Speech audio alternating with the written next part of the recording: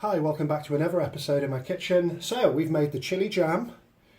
I've illustrated on a previous video how I clean and prepare the squid, or the calamari if you like. So we're going to be making some nice calamari with panko breadcrumbs.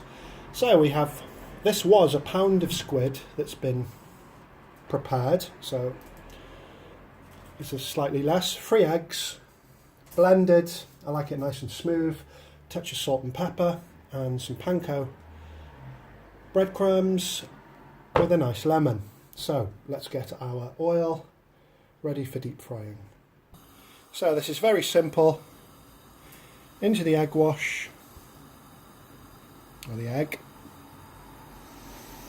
let it drip a little, into the panko breadcrumbs, and so on. And then straight into the oil. And you can do a few first, so everything cooks at the same rate.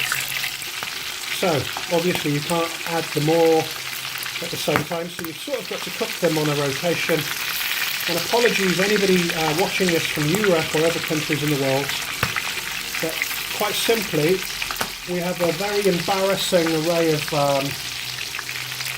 seafood in the UK, because all the best stuff gets sent to Europe and other places.